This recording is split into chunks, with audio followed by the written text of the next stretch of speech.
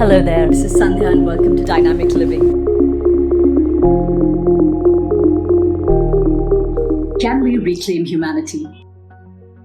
I remember reading a Japanese short story some time ago about a dystopian future where the apocalypse was on us and Earth was about to be destroyed and all of humanity needed to be evacuated in spaceships in batches and from different parts of the world. And this story, set in Japan, spoke of how when the rest of the world was scrambling to get a seat on the spaceships, here were people that were lining up in an orderly fashion, following the rules of who needed to go in first and who the more vulnerable and who needed saving most immediately, of people that were drawn up by lottery but still helped others along, gave up their place for others. And that's really how they worked in unison and in harmony to board that spaceship. It was a beautiful, touching story, and I wonder why it came to me now. I realized it was because news is out now of, well, arguably we are in the apocalypse again, and news is now out of the COVID vaccine and the protocols in different countries of how people are going to be prioritized. And it seems to be that healthcare workers, frontline workers, and the more vulnerable amongst us are the ones to be prioritized. But where there is a system, there is a way to hack it.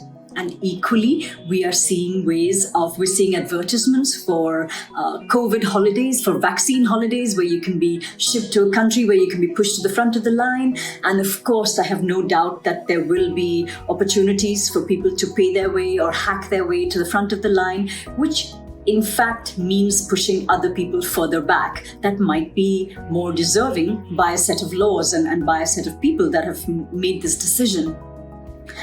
Now, this isn't to judge how each individual wishes to think about it, but I had a few thoughts that I wanted to share.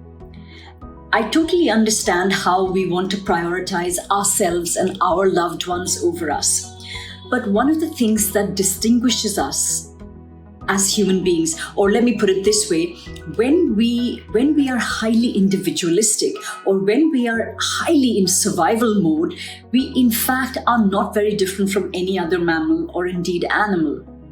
And one of the things that distinguishes us as human beings, and here I'm going to quote the author Thomas Suddendorf from his book, The Gap, The Science of What Makes Us Different from Other Animals. In this, he says that it is our ability to think about alternative futures and to make decisions consciously based on this. And that's what allows us also to form social contracts. You know, it's a sort of division of labor. I'll go do the farming while you take care of the kids and you look after the village. I'll go to the factory, that allowed us, in fact, to become more than just any other mammal and to proceed to progress as a race.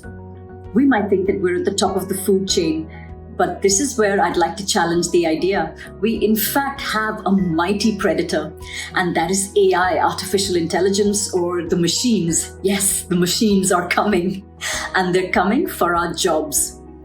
And the science of it tells us that what will make us valuable and really the skills that we need to develop for the 21st century are the more human of skills.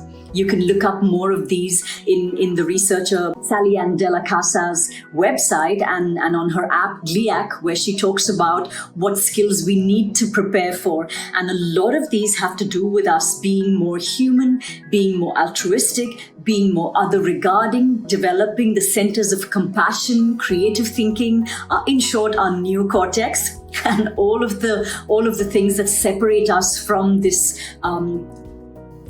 sort of me and myself alone kind of behavior. So here's a thought. We have picked representatives who are going to decide for what we believe is the common good of all as to who is going to be prioritized and in what order. Arguably, there will be enough vaccines for all of us. And those of us that are fit, otherwise don't have comorbidities, or it has been decided by the authorities that we are the ones that have to wait a little further back in the line to get the vaccine. Here's my invitation to just think about this a little bit. Can we exercise that humanity? Can we wait our turn Can we pause and not sort of try and rush the line and break the rules and grab somebody else's position and seat in the queue? Can we reclaim what it is to be human again?